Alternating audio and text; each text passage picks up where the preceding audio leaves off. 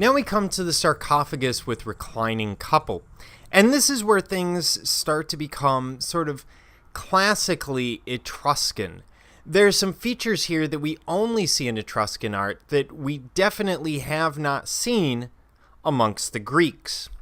Now, first of all, what you're seeing is a sarcophagus. It's a large stone or clay box created to contain someone's remains. In this case, two people's remains. Sometimes you'll see news stories where they find a couple that has been buried for thousands of years and they're holding hands or they're embracing. That is almost always an Etruscan couple.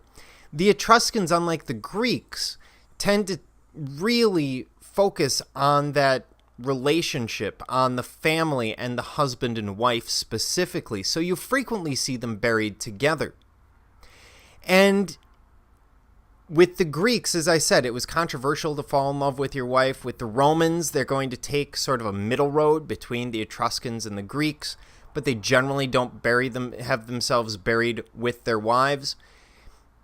It's a very unique element. So, what we see is a reclining husband and wife on a banquet couch. At this time in history, you don't sit around a dining room table. You would have a couch like this. There would be a table in the middle. You would take food from the table. The banquet might last 3 or 4 hours. And you would have servants serving you, because servants were something that anyone above the poor would have at least 1 or 2 servants, if not more. This was once brightly painted and cast in 4 parts. And this is a rough line. You can see the one down the middle. That one's pretty obvious. But the other one runs under the feet and the figure sculpture. You can kind of see the line running up this way. That's because this would be absolutely massive to cast in a single piece. And there is, as I've said, no Greek parallel. The Greeks do not do this. And we see a great deal of contrast to Greek proportion and Greek balance. First of all, if this were Greek, they would never depict a woman, not alongside a man, much less as the man's equal. We're also seeing that the proportion is a little bit different for the Etruscans versus the Greeks. I would argue that the proportions might be a little more realistic. Yes, he's a little bit muscular, but we're dealing with a time period when most labor is going to be manual labor. So that's not entirely unexpected.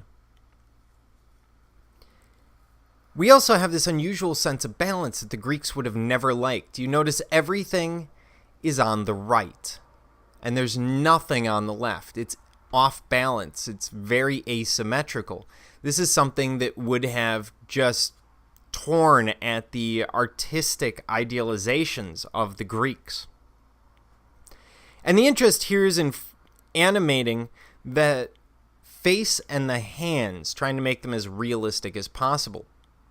Now, when you look at them, you'll also notice that these are fairly cheerful looking people. Even though they're existing in death, they're almost inviting us into death, as if death is not that bad. Remember, in the Greek world, there is no good death. There's just sort of everyone goes to this underworld with souls, and it's not something to look forward to.